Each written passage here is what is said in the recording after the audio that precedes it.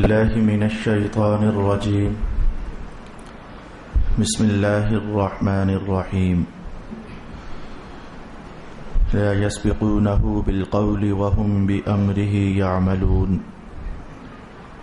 يعلم ما بين أيديهم وما خلفهم ولا يشفعون إلا لمن ارتضى وهم من خشيته مشفقون. ومن يقل منهم إني إله من دونه فذلك نجزيه جهنم كذلك نجزي الظالمين. صدق الله مولانا العظيم. الصلاة والسلام عليك يا سيدي يا رسول الله. الصلاة والسلام عليك يا سيدي يا حبيب الله. الصلاة والسلام عليك يا سيدي يا شفيع المذنبين وعلى آلك وأصحابك يا سيدي يا رحمة للعالمين.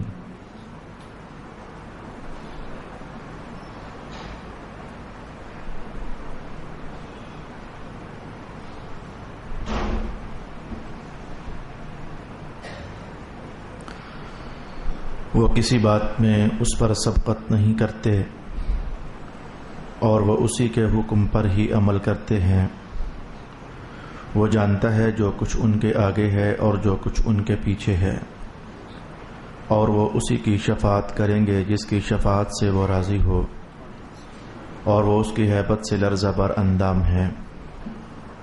اور ان میں سے جس نے یہ کہا کہ میں اللہ کے سوا عبادت کا مستحق ہوں تو اس کو ہم دوزخ کی سزا دیں گے، اور ہم ظالموں کو اسی طرح سزا دیتے ہیں. صدق اللہ مولانا العظیم. قرآن حکیم کی آیات بینات کچھ اس عنوان پر آ پہنچی ہوئی ہیں کہ اللہ تعالیٰ نے فرشتوں کے متعلق کچھ باتیں ارشاد فرمائیں. ہم مسلمان لوگ حدیث شریف میں اور قرآن حکیم میں بہت ساری چیزیں ایسی آئی ہیں کہ جن کو ماننا، جن کو تسلیم کرنا، جن کے متعلق عقیدہ رکھنا اللہ تعالیٰ کا بھی حکم ہے، اور رسول پاک صلی اللہ علیہ وآلہ وسلم کا بھی حکم ہے. جیسے کہ توحید، قرآن حکیم بھرا ہوا ہے توحید کے عقائد سے. جیسے کہ رسالت، قرآن حکیم بھرا ہوا ہے رسالت کے متعلق عقائد سے. جیسے کہ قیامت، بھرا ہوا ہے قرآن قیامت کے حوالہ جات سے کہ مسلمانوں کو کیا کیا نظریہ اور عقیدہ بنانا چاہیے کہ قیامت کو کیا کچھ ہو جانے والا ہے، ہمیں سب کچھ ماننا ہے. جیسے کہ انبیاء سابقین، جیسے کہ کتب سابقہ، تورات، انجیل، زبور اور بہت سارے صحف. یہ ساری چیزیں وہ ہیں کہ جن کے متعلق ہمارے مذہب میں کہا جاتا ہے کہ یہ اساسیں ہیں ایمان کی، بنیادیں، اور یہ فنڈامنٹلز ہیں اسلام کے لیے. ان سب کو تسلیم کرنا ایمان ہے، اور کسی ایک سے انکار کرنا کفر ہے. توحید تسلیم کرنا ایمان ہے، ترک کرنا کفر ہے. رسالت تسلیم کرنا ایمان ہے، اور رسالت کو جھٹلا دینا کفر ہے. کتابوں کو تسلیم کرنا ایمان ہے، اور کتابوں کو تسلیم کرنے سے انکار کرنا کفر ہے. یہ چند باتیں وہ تھیں جو ہم سب مسلمان جانتے ہیں. میں آپ کے سامنے کچھ الفاظ مختلف حدیثوں سے اکٹھے کر کے تلاوت کرنے لگا ہوں. بسم اللہ الرحمن الرحیم. آمنت باللہ وملائکتہ وکتبہ ورسلہ والیوم الآخر والقدر خیرہ وشرہ من اللہ تعالی والبعث بعد الموت. یہ مختلف حدیثوں سے اور مختلف آیات سے منتخب کیے ہوئے الفاظ ہیں. یہ سب کچھ جو میں نے پڑھا ہے، اس سب کچھ کو تسلیم کرنا ایمان ہے، اور اس میں سے کسی شے کا بھی انکار کر دینا کفر ہے. ہم مسلمان لوگ ان الفاظ کے مجموعے کو ایک نام دیتے ہیں. وہ نام یہ ہے کہ یہ صفت ایمان مفصل ہے. تفصیلی ایمان کی صفت کیا ہے، اس میں کیا کیا چیزیں ہونی چاہیے، تو یہ وہ چیز ہے. بھلے کہا گیا کہ یہ صفت ایمان مفصل ہے، یعنی اس میں تفصیل بیان کی گئی ہے کہ کون کون سی چیز ایمان کا جز ہے، اس کے باوجود میں کہوں گا کہ یہ بہت مختصر ہے، یعنی اتنا کہنا میں اللہ پر ایمان لایا، رسول اللہ پر ایمان لایا، کتابوں پر ایمان لایا، فرشتوں پر ایمان لایا، رسولوں پر ایمان لایا، یہ میں ترجمہ بول رہا ہوں، قیامت کے دن پر ایمان لایا، اچھی تقدیر پر ایمان لایا، بری تقدیر پر ایمان لایا، یہ سب کچھ ماننا، اس کا نام ہے ایمان۔ اور اس میں سے کسی ایک شے کا انکار کر دینا، اس کا نام ہے کفر۔ بچپن ہی میں ہمارے اساتذہ، مشائخ، ہمارے پیرنٹس ہمیں یہ باتیں یاد کرواتے ہیں، صفت ایمان مجمل، صفت ایمان مفصل۔ اتنی ساری باتیں جو میں نے ابھی تک آپ سے کہیں، ان کا نہ کوئی ادھر جوڑ رہا ہے، نہ ان کا ادھر جوڑ رہا ہے۔ یہ سب کچھ کہنے سے میری غرض کیا تھی؟ ایمان کے جتنے اجزاء ہیں، صفت ایمان مفصل میں جو کچھ بیان کیا گیا ہے، اس میں سے ایک جز یہ ہے فرشتوں پر ایمان لانا۔ آمنت باللہ وملائکتہ، میں ایمان لایا اللہ پر اور فرشتوں پر۔ اللہ پر ہمیں ایمان لانا چاہیے۔ اپنے مقام پر یہ بہت ساری چیزوں پر مشتمل ہے۔ اللہ ایک ہے، اللہ کھاتا نہیں، اللہ پیتا نہیں، اللہ سوتا نہیں، اللہ بیٹھتا نہیں، اللہ لیٹتا نہیں، اللہ تھکتا نہیں، اللہ تعالیٰ کی شادیاں نہیں، اللہ تعالیٰ کی اولاد نہیں، اللہ تعالیٰ کے والدین نہیں، یعنی یہ ساری چیزیں۔ کہا صرف یہ کہ توحید پر ایمان لانا یہ ضروری ہے، وغیرہ کافر، لیکن توحید کو جب کھولا تو اندر ڈھیروں ساری چیزیں اور نکلی۔ وہ رسول اللہ کو ماننا، یہ رسالت کو ماننا، یہ ایمان ہے۔ اب رسالت کو ماننا، اب یہ آگے پھر ڈھیروں ساری چیزیں ہیں۔ رسول اللہ کے سچے نبی ہیں، سب نبیوں کے سردار ہیں، آخری نبی ہیں، آپ کے بعد کوئی نبی نہیں آنے والا۔ شفاعت کا دروازہ سب سے پہلے رسول اللہ کھولیں گے۔ رسول اللہ کو اللہ نے مقام محبوبیت عطا فرمایا ہے۔ اب میں نے جب اسے کھولنا چاہا تو ڈھیروں ساری چیزیں اس کے اندر بھی نکلی۔ بس ایسے ہی اب سمجھے، میں اب اپنے عنوان پر آپ کو لے آنے کی کوشش کر چکا۔ جب ہم یہ کہتے ہیں کہ فرشتوں پر ایمان لانا ضروری ہے، اب یہ ایک جملہ تو ہے، فرشتوں پر ایمان لانا ضروری ہے، لیکن اس میں پھر کیا کچھ ہوتا ہے؟ فرشتوں پر ایمان لانا، بھائی اس کی ڈیٹیل کیا ہے؟ تو آج ہم یہ ڈیٹیل سیکھنا چاہیں گے۔ یہ ہے آج کی گفتگو کا موضوع۔ توحید پر ایمان اپنے تمام اجزاء سمیت، رسالت کو ماننا اپنے تمام اجزاء سمیت، ایسے ہی فرشتوں کو تسلیم کرنا، جو کچھ کہا گیا ہے وہ سب کچھ سمیت، یہ ہے ایمان۔ تو فرشتوں کے متعلق کیا کیا چیزیں ہمیں تسلیم کرنی چاہیے؟ اور اتفاق ایسا کہ عقائد کے متعلق جو عنوان بنتا ہے، یہ میں نے اس سے پہلے تو ایک جگہ شروع کیا تھا، لیکن اب اس وقت تحصیل بھر میں نے کوئی 5-6 جگہوں پر یہ عنوان شروع کیا ہوا ہے۔ اتنا ڈیٹیل کے ساتھ یہ عنوان ہے کہ توحید میں کیا کچھ ہے جو ہمیں ماننا چاہیے، رسالت میں کیا کچھ ہے جو ہمیں ماننا چاہیے۔ یہ کم از کم 3-4 سال پر مشتمل ایک پروسیس ہے عقائد کو سیکھنا۔ مسلمانوں کی عقائد کیا ہے، قیامت کے متعلق کیا کچھ ماننا چاہیے، یہ سب کچھ سیکھنا کم از کم 4-5 سال پر مشتمل ہے۔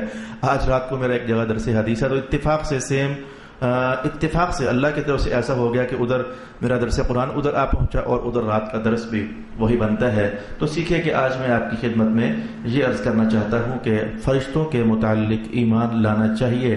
بھائی اس کی تفصیل کیا ہے، ہمیں کیا کیا کیا کیا کیا کیا تسلیم کرنا چاہیے۔ بڑا سافٹ سا عنوان ہے، اور اس عنوان کو نبھاتے کہیں ایک مقام پر ایک شرارت بھی ہے، وہ شرارت بھی اور ایک فتنہ بھی میں آپ کی خدمت میں بیان کرنا چاہوں گا۔ تو آئیں، قرآن حکیم نے جتنا کہا پہلے اتنا تو سیکھتے ہیں۔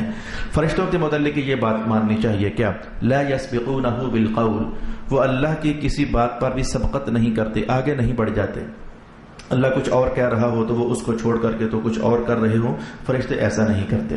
اس بات کو قرآن پاک میں ایک دوسرے مقام پر یوں بھی ارشاد کیا گیا ہے، لا یعصون اللہ ما امرہم، فرشتے اسیاں شعاری نہیں کرتے اس حکم کی جو اللہ انہیں دیتا ہے۔ جو حکم دیتا ہے وہ وہی کام کرتے ہیں، کوئی اور کام نہیں کرتے۔ اس حکم کو چھوڑ کر کسی اور عنوان میں مصروف ہو جائیں، ایسا نہیں کرتے، بلکہ کیا کرتے ہیں؟ یفعلون ما یؤمرون، جو کچھ کہا جاتا ہے اسی کی طرف بڑھتے ہیں اور وہ وہی کام کرتے ہیں۔ یہ پہلا عقیدہ ہوا جو قرآن حکیم نے ہمیں ارشاد فرمایا۔ اس کا حاصل کلام تو صرف اتنا ٹھہرا کہ فرشتوں کو جس بات کا حکم دیا جاتا ہے وہ وہی کام کرتے ہیں، کوئی اور کام نہیں کرتے۔ فرشتوں کے متعلق ہمیں یہ عقیدہ بنانا چاہیے، وہ نافرمانی نہیں کرتے، حکم کی خلاف ورزی نہیں کرتے۔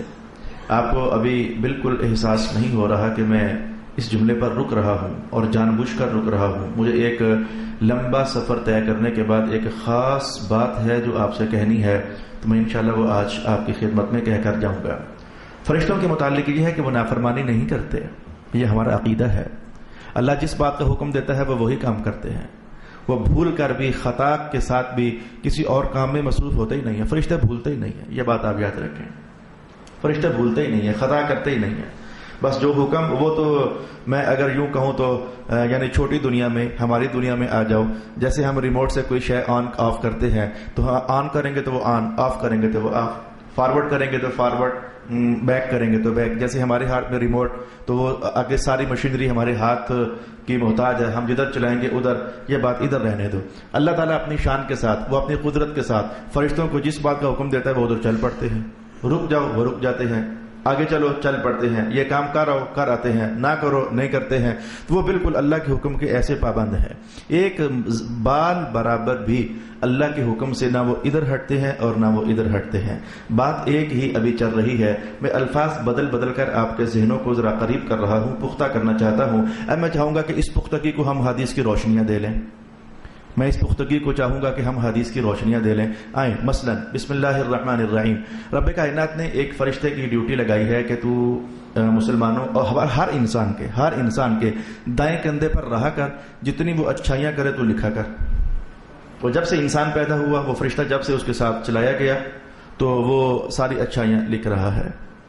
وہ ایک فرشتے کی ڈیوٹی لگا دی، تو بائیں کندھے پر رہا کر اور جتنی برائیاں انسان کرے تو لکھا کر. وہ جب سے بنا اس مقصد کے لیے وہ ڈیوٹیاں اپنی دے رہا ہے. اب دیکھیں، یہ تو حکم تھا، جو کہا جاتا ہے وہ کر رہے ہیں.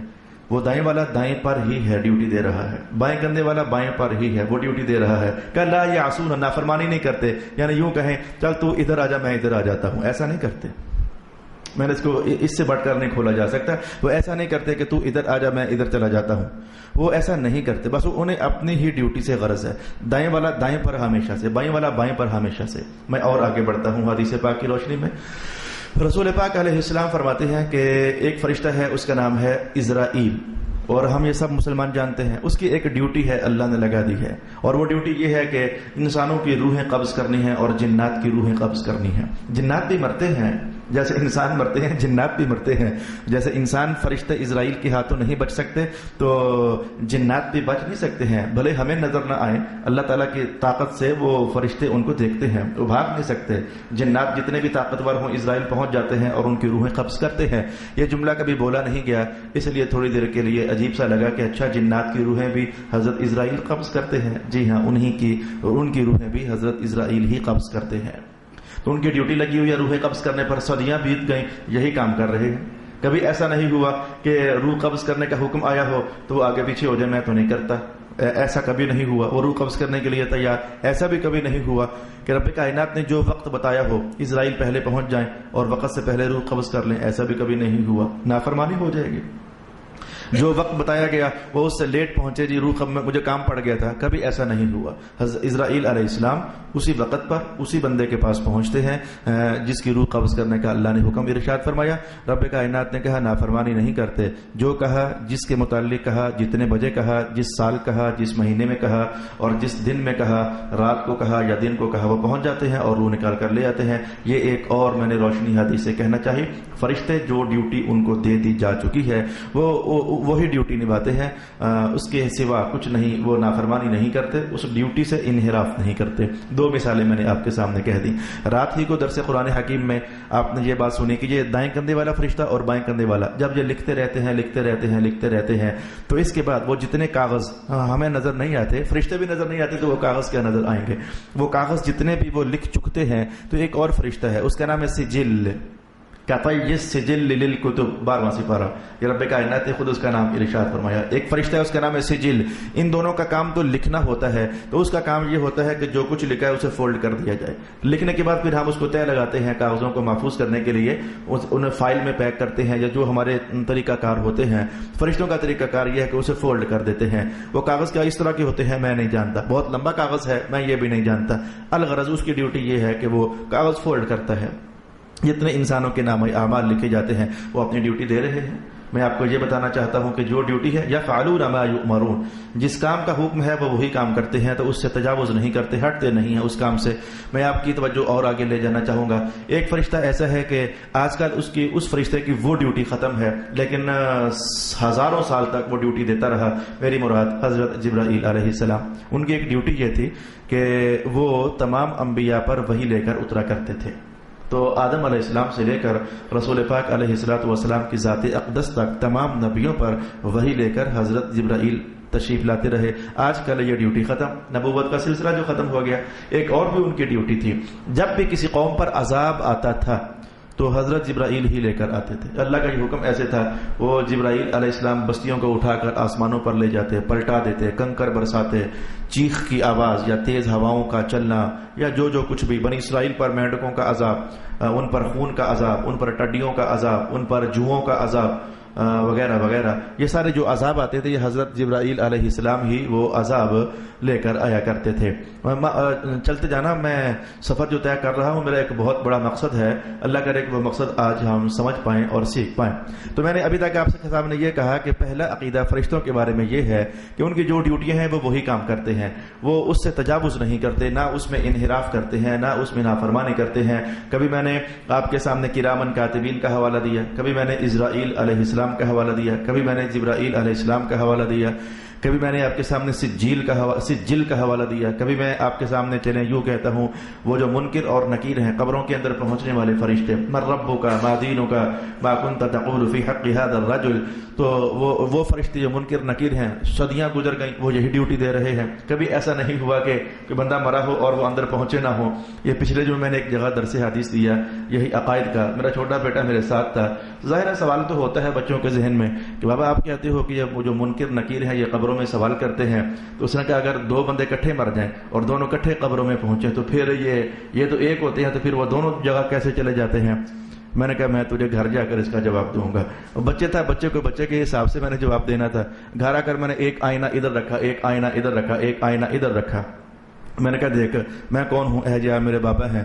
اچھا، میں نے کہا ہوں میں ایک یا دو تین؟ کہنے کا ایک ہے۔ تو میں نے کہا دیکھو ایک ہو کر میں ادھر بھی نظر آ رہا ہوں نا، ادھر بھی نظر آ رہا ہوں نا، ادھر بھی نظر آ رہا ہوں نا؟ کہتے ہیں ہاں نظر آ رہے ہیں۔ میں نے کہا اللہ کی طاقت اس سے بہت زیادہ ہے کہ فرشتے ہوں صرف دو ہی لیکن وہ لاکھوں قبروں میں ایک دم سے نظر آ جائیں، اللہ ایسا کر سکتا ہے؟ تو الغرض فرشتے منکر اور نکیر ان کی ڈیوٹی ہے، صدیوں سے وہ ایسا کام کر رہے ہیں۔ کتنی میں آپ کو مثالیں پیش کر دوں، حدیث سے رش پڑا ہوا ہے کہ پوری کائنات میں جتنے بھی امور واقع ہو رہے ہیں یہ فرشتے ہی کام کر رہے ہیں، فرشتے ہی یہ کام کر رہے ہیں۔ اللہ کا حکم چلتا ہے، فرشتے اس ڈیوٹی کو نبھا دیتے ہیں۔ تو مجھے لگتا ہے کہ اب مجھے وہ بات کہہ دینی چاہیے کہ جس کی خاطر ہم 15-20 منٹ سے رکے ہوئے ہیں، وگرنہ یہ بھی تو حدیث ہی ہے کہ جب آپ درود و سلام پڑھتے ہو تو کوئی فرشتہ آپ کا درود و سلام لے کر کے تو رسول پاک علیہ السلام کے دربار میں پہنچ جاتا ہے۔ جب تم لوگ قرآن پڑھتے ہو کوئی فرشتہ تمہارا قرآن آ کر کے سنتا ہے۔ جب تم لوگ ذکر کرتے ہو تو فرشتوں کا ہجوم ہوتا ہے، وہ تمہارے اردا گرد دائرہ بناتے ہیں۔ تو ان کی ڈیوٹی ہی یہ ہے، ان للہ لملائکۃ سیاحین، اللہ کے کچھ فرشتے ہیں اس مقصد کے لیے کہ جہاں بھی کچھ ذکر کرنے والے بیٹھیں ہم وہاں پہنچ کر تو دائرہ بنائیں، اور محفل جب سمٹتی ہے تو اللہ کے دربار میں پہنچ کر اللہ پوچھتا ہے ان سے کہاں سے آئے ہو؟ وہ کہتے ہیں ذکر کرنے والوں سے۔ اللہ فرماتا ہے جاؤ میں نے ان کو بخش دیا۔ تو ان کی ڈیوٹی ہی یہ ہے، اور زمانوں سے اور صدیوں سے وہ ڈیوٹی دیتے چلے آ رہے ہیں۔ اب مجھے بس کر دینا چاہیے، میں اب میرا خیال ہے کہ اگر 100 حدیثیں بھی ہم کائنات میں لاکھوں کام ہو رہے ہیں تو لاکھوں فرشتے ڈیوٹیاں دے رہے ہیں، تو اب 100 کام اور بھی میں کہوں گا تو اسرافیل علیہ السلام ہے، آپ کو پتا ہے ان کی ڈیوٹی ایک ہی ہے کہ آپ نے سور پھونکنا ہے، تو وہ سور پھونکیں گے، سب انسان مر جائیں گے، پھر وہ خود بھی مر جائیں گے، پھر دوبارہ ان کو حکم ہوگا تو وہ سور پھونکنے کے لیے جنتوں کے دروازوں پر فرشتے کھڑے ہیں، دوزخ کا نظام سنبھالنے کے لیے فرشتے کھڑے ہیں، رزق بانٹنے کے لیے فرشتے ہیں، رعد فرشتے کا نام ہی تو ہے جو بادل چلاتا ہے، بہت ساری ڈیوٹیاں۔ اب آئے میں آپ کی خدمت میں کہوں، عقیدہ پہلے دہرائیے، سمجھیے، پھر میں آپ کو ایک فتنہ بتانے لگا ہوں اور اس فتنے سے اپنے آپ کو بچانے کی پوری کوشش کیجیے گا۔ فرشتوں کے متعلق آج کی نشست میں ہم نے پہلا عقیدہ یہ سماعت کیا اور قرآن حکیم کی روشنی میں سماعت کیا اور حدیث رسالت مآب علیہ السلام کی روشنی میں سماعت کیا، فرشتے اللہ کی نافرمانی نہیں کرتے، جان بوجھ کر بھی اور بھول کر بھی وہ نافرمانی نہیں کرتے۔ جس کام کا انہیں حکم ہوتا ہے وہ وہی کام کرتے ہیں، اس کام سے ہٹتے نہیں ہیں، نہ بھول کر ہٹتے ہیں نہ آمدن ہٹتے ہیں، اس کے سوا کرنے کی گنجائش ہی نہیں ہے۔ انہیں اللہ نے بنایا ہی ایسا ہے کہ جیسا میں کہوں تم ویسا کرنا، اس سے ہٹ کر تم نے کچھ نہیں کرنا، انہیں بنایا ہی اس طرح گیا ہے۔ اب سمجھیں، مسلمانوں کی صفوں میں آپ کو پتہ ہے کہ بہت سارے فرقے بن گئے۔ کوئی کسی کو ماحول کہتا ہے کہ یہ بریلوی ہیں، کسی کو ماحول کہتا ہے یہ دیوبندی ہیں، کسی کو ماحول کہتا ہے یہ وہابی ہیں، کسی کو ماحول کہتا ہے یہ مرزائی ہیں، کسی کو مرزائی تو خیر مسلمانوں کی صفوں میں ہے، مسلمان ہے ہی نہیں ہے، وہ کافر درجے کے لوگ ہیں، جو نبوت ختم نبوت کو تسلیم نہ کرے وہ درجے میں کافر ہوتا ہے۔ اس بات کو تو ہمارے مذہب نے بھی کہا، اور پاکستان کا آئین بھی شکر ہے کہ اس نے بھی اس بات کو تسلیم کیا ہوا ہے۔ تو بڑا گھنجا سا آئین پاکستان کا، مذہب کے ساتھ 40 جگہوں پر 100 جگہوں پر متصادم ہو جاتا ہے۔ اسلام کچھ اور کہہ رہا ہوتا ہے، ہمارا عدالتی قانون کچھ اور کہہ رہا ہوتا ہے۔ اچھا کہ کوئی جی یہ شیعہ ہوتے ہیں جی، کوئی پھر یہ چند دن پہلے فرانس سے ایک نوجوان کا فون آ گیا اور کہا کہ میرا دل لگ گیا ہے ایک لڑکی کے ساتھ، لیکن وہ ہے آغا خانی شیعہ، اب بتاؤ میں کیا کروں۔ میں نے پھر اس کو ڈانٹا، شرم نہیں آتی ہے؟ یہ عشق بھی ڈالتے ہو تو پہلے سوچا تو کرو، عشق کرنے کا بھی کوئی طریقہ ہے، مذہب میں جا کے نہیں ہے۔ میں نے کہا بھاگ جا، دفعہ ہو، میرے پاس اس کا کوئی حل نہیں ہے، شادی نہ کرنا، اپنی نسل نہ کہیں برباد کر لینا۔ تو یہ مختلف فرق بن گئے۔ شیعہ پھر اپنے اندر بھی ان کے مختلف حلقہ جات ہیں، شیعوں کے اندر بھی مختلف حلقہ جات ہیں۔ کہا جاتا ہے، میں نے آج تک کسی کتاب میں نہیں پڑھا لیکن اساتذہ مشائخ سے سنا ہے، کہا جاتا ہے کہ فرشتوں کی شیعوں کی ایک جماعت ایسی ہے، ایک جماعت، سارے شیعہ نہیں، شیعوں کی ایک جماعت ایسی ہے جو یہ نظریہ رکھتی ہے کہ حضرت جبرائیل علیہ السلام نے وحی لے کر آنی تھی، حضرت علی پر اللہ نے بھیجا، انہیں ادھر تھا، لیکن حضرت جبرائیل بھول گئے اور وہ محمد کے پاس چلے گئے۔ ایک جماعت کا یہ نظریہ چل رہا ہے۔ اگر واقعی چل رہا ہے، اگر واقعی انہوں نے کہا ہے، ان کی کتابوں کے اندر واقعی اگر مذکور ہے، میں آپ کو سچ بتاؤں، میں اپنی کتابوں کے سوا بہت کم ایسا ہوتا ہے کہ بیگانی کتابیں پڑھوں، اپنے ہی پڑھنے سے فرصت نہیں ہوتی، اتنا رش ہے، اتنا ڈھیر ہے کہ میں وقت ضائع کرنا بھی نہیں چاہتا۔ کبھی ضرورت بن جائے تو شاید میں تلاشی کر لوں، لیکن عموماً مجھے اپنا ہی مذہب اتنا وسیع ہے، اہل سنت کے جو مسلک کے دستاویزات ہیں کہ وہ پڑھتے پڑھتے آج میں 39 سال مکمل ہونے والے ہیں، لیکن ابھی تک بھی میں وہ شاید پہلی منزل بھی طے نہیں کر سکا، تو بہت کم ایسا ہوتا ہے۔ تو میں کہہ رہا ہوں کہ اگر واقعی شیعوں کی ایک جماعت نے یہ جملہ کہا ہے کہ حضرت جبرائیل علیہ السلام بھول گئے، وہ وحی لے کر آنا تھا انہوں نے حضرت علی کی طرف اور وہ چلے گئے محمد کی طرف، اگر واقعی انہوں نے کہا ہے تو ان کا یہ قول غلط ہے اور قرآن حکیم کے صاف صاف خلاف ہے، اور قرآن حکیم کی آیات کو جھٹلانا ہے۔ جو بندہ قرآن حکیم کی آیات کی تکذیب کرتا ہے اس بندے کا ایمان سلامت نہیں رہتا، وہ دائرہ اسلام سے خارج ہو جاتا ہے، اس لیے کہ رب کائنات کا قول مبارک ایک طرف ہے، اور اگر واقعی ان لوگوں نے یہ قول کیا ہے تو ان کا قول ایک طرف ہے۔ انہوں نے کہا کہ حضرت جبریل بھول گئے، رب کائنات نے کہا بھولتے ہیں ہی نہیں ہیں۔ انہوں نے کہا جبریل سے غلطی واقع ہو گئی، قرآن کہتا ہے فرشتے غلطی کرتے ہی نہیں ہیں۔ انہوں نے کہا کہ نافرمانی ہوئی، بھائی یہ نافرمانی ہی تو ہے، دوسرے لفظوں میں اس کا نام نافرمانی ہے، بھیجا تھا ادھر جائیں ادھر، نافرمانی ہی تو ہے، بھیجا تھا علی کی طرف اور جائیں وہ ادھر، تو میں کہوں گا یہ نافرمانی ہی تو ہے۔ رب کائنات ہے کہ وہ نافرمانی کرتے ہی نہیں ہے۔ اور تھوڑی دیر پہلے میں نے آپ سے کہا کہ حضرت جبریل کی ڈیوٹی تھی نبیوں پر وحی لانے کے لیے، اور تمام مسلمانوں کا اس پر اتفاق ہے کہ محمد مصطفیٰ آخری نبی ہیں اور حضرت علی نبی نہیں ہیں۔ حضرت علی رسول پاک صلی اللہ علیہ وآلہ وسلم کے جلیل المرتبت اور عالی مقام اصحاب میں سے ایک صحابی ہیں، تو جب وہ نبی ہے ہی نہیں ہے تو جبریل علیہ السلام کی ڈیوٹی تو نبیوں کی طرف وحی لے کر جانا تھا۔ ان کا یہ قول بالکل، یعنی قرآن حکیم جو ہمیں علم دیتا ہے اس سے بالکل الگ درجے کا قول ہے، سمجھ آنے والا ہے ہی نہیں ہے۔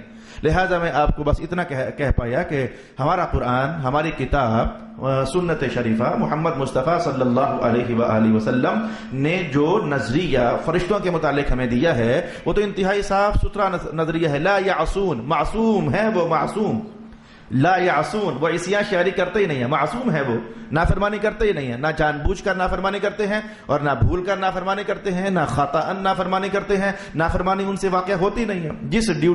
جو ڈیوٹی ان کو سونپی جاتی ہے وہ اسی ڈیوٹی کو نبھانے والے ہوتے ہیں۔ میرا خیال ہے کہ میں نے 25 منٹ لگا دیے بہت سارے حقائق اصلیہ آپ کو بتانے کے لیے حدیث کی روشنی میں، اور ایک حقیقت نقلیہ آپ کو بتانے کے لیے۔ اس حقیقت کا کوئی وجود نہیں ہے، بلکہ یہ حقیقت ہی نہیں ہے، یہ حقیقت ہی نہیں ہے کہ رب کائنات تمام فرشتوں، اور جبریل علیہ السلام صرف فرشتے نہیں، جیسے سرکار دو عالم صرف نبی نہیں، نبیوں کے سردار درجے کے نبی ہیں، ایسے ہی حضرت جبریل، حضرت اسرافیل، حضرت میکائیل، حضرت عزرائیل، یہ صرف فرشتے نہیں بلکہ اکابرین فرشتہ ہیں، یہ تو سادات فرشتہ ہیں، سید ہیں یعنی آقا ہیں۔ سردار درجے کے فرشتے ہیں. تو اگر عام فرشتہ بھی اللہ کی نافرمانی نہ کرے تو جس کا مقام یہ ہو کہ وہ انہوں نے ہزاروں لاکھوں نبیوں کی صحبت پائی ہو، یوں کہا جا سکتا ہے اور یہ غلط تو نہیں ہے، جنہوں نے ہزاروں لاکھوں نبیوں کی صحبت پائی ہو تو ان کا یہ حال ہو کہ اللہ تعالیٰ کہے جانا ادھر ہے اور وہ چلے جائیں ادھر. یہ ایک دور حاضر میں کہیں گلیوں کونوں کھڈوں میں چھپا ہوا ایک فتنہ تھا، میں نے آپ تک پہنچا دیا. بھلے مجھے معلوم ہے کہ اگر واقعی انہوں نے ایسا کہا ہے تو انہیں اچھا تو نہیں لگے گا، لیکن ہم کیا کریں، ہم تو باہر کیف قرآن حکیم کی آواز سیکھنے والے لوگ ہیں. ہمیں سیکھنا چاہیے کہ قرآن حکیم نے کیا بات ارشاد فرمائی ہے. ایک نظریہ صرف میں ابھی تک آپ کے سامنے بیان کر سکا فرشتوں کے متعلق. میرا خیال ہے جو باقی ہیں وہ جلدی سے بھی کہہ دوں گا تو کوئی سمجھنا مشکل نہیں ہوگا. فرشتے مرد نہیں ہوتے، یہ دوسرا عقیدہ یاد رکھیں. فرشتے عورتیں نہیں ہوتی، یہ تیسرا عقیدہ یاد رکھیں. اور پھر آپ نے وہ نہیں سمجھنا کہ اچھا جو مرد نہ ہو تو عورت نہ ہو تو وہ تو پھر ہیجڑا ہوتا ہے. فرشتے یہ بھی نہیں ہوتے، فرشتے خسرے بھی نہیں ہوتے، ہیجڑے نہیں ہوتے. نہ فرشتے مرد، نہ فرشتے عورتیں، نہ فرشتے ہیجڑے. تو وہ کیا ہے؟ رب کائنات نے کہا بل عباد مکرمون، وہ اللہ کے بس مکرم بندے ہیں. بس بات یہ ہے. رب کائنات نے جب یہ کہا کہ وہ بیٹیاں نہیں ہیں میری، یہ قرآن حکیم نے جب رد کیا مشرکین مکہ کا کہ فرشتوں کو اللہ کی بیٹیاں کہتے تھے، رب کائنات نے کہا میری بیٹیاں نہیں ہیں، تو بیٹیوں کی نفی کرنا سمجھا رہا ہے کہ وہ مؤنث نہیں ہے. بیٹیاں بھی نہیں ہیں لگے ہاتھوں اور وہ مؤنث. فرشتوں کی شادیاں نہیں ہوتی. وہ کیسے پیدا ہوتے ہیں؟ بہت سارے طریقے ہیں جو فرشتے پیدا ہوتے ہیں، بہت سارے طریقے ہیں. ایک فرشتہ ہے جو اللہ کی شان پر پتہ نہیں وہ کہاں کر کے ایک حوض ہے جس میں وہ غوطہ لگاتا ہے. غوطہ لگا کر جب باہر نکلتا ہے اپنے پروں کو چھنڈتا ہے، ہزاروں لاکھوں کروڑوں قطرے جب گرتے ہیں تو اللہ ہر قطرے سے ایک اور فرشتہ پیدا فرما دیتا ہے. یعنی فرشتوں کے جو تخلیق کا انداز ہے اور عنوان ہے وہ رسول پاک علیہ السلام نے کچھ اس طریقے سے ارشاد فرمایا ہے. وہ میاں اور بیوی کے نتیجے میں فرشتے پیدا نہیں ہوتے. فرشتے کھاتے نہیں ہیں، یہ عقیدہ یاد رکھ لیجئے. فرشتے پیتے نہیں ہیں، یہ عقیدہ یاد رکھ لیجئے. فرشتے سوتے نہیں ہیں، یہ عقیدہ یاد رکھ لیجئے.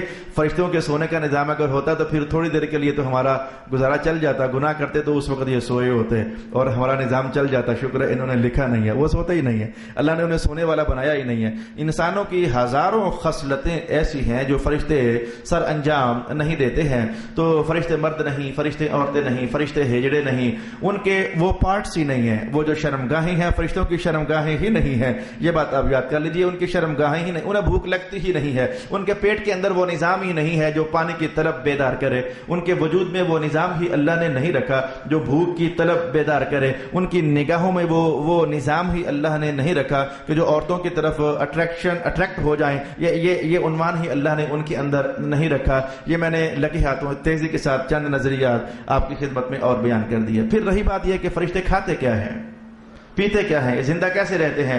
زندہ رہنے کے لیے روٹی ضروری نہیں، زندہ رہنے کے لیے پانی ضروری نہیں. یہ تو کچھ مخلوقات کو اللہ نے بنایا ایسی ہے کہ وہ جب تک کھائے اور پیے نہیں اس وقت تک وہ زندہ نہیں رہ سکتی. جیسے کہ ہم ہیں تو وہ کچھ مخلوقات کو اللہ نے بنایا اس انداز میں ہے. تو کتنی مخلوقات ایسی ہیں کہ جو بغیر کھائے اور بغیر پیے زندہ رہتی ہیں. میری مراد ان میں سے فرشتے ہیں. میری مراد ان میں سے کتنے چھوٹے چھوٹے کیڑے مکوڑوں میں ایسے جانور ہیں جیسے کہ راضی نے کہا کہ یہ چیونٹی جو ہوتی ہے یہ کھاتی کب ہے، یہ تو سونگ کر کے تو بس یہ سونگنے پر جو کچھ اس کے اندر کیا وہی اس کی ایک غذا بن جاتی ہے. دمیری نے اس بات کی طرف اشارہ کر دیا. تو فرشتوں کی غذا روٹی اور پانی نہیں ہے بلکہ فرشتے اللہ کا ذکر کرتے ہیں. اللہ نے یہی ان کی غذا بنا دی ہوئی ہے. وہ اللہ کا ذکر ہی سے غذا پاتے ہیں. کچھ فرشتوں کو رب کائنات نے عرش اٹھانے کی ذمہ داری عطا فرما دی ہوئی ہے. عرش اٹھانے الذین یحملون العرش ومن حولہ. کچھ فرشتے ایسے ہیں جو اللہ کا عرش اٹھائے ہوئے ہیں. تو وہ صبح و شام اللہ کی تسبیح کرتے ہیں اور اس کی بندگی کرتے ہیں. لگے ہاتھوں میرے پاس 1.25 یا 1.5 منٹ رہ گیا. ایک عقیدہ اور کہہ دوں اور میرا خیال ہے کہ ہمارا عنوان تقریباً کمپلیٹ ہو ہی جائے گا. فرشتوں کے متعلق کسی فرشتے کی گستاخی کرنا کفر ہے.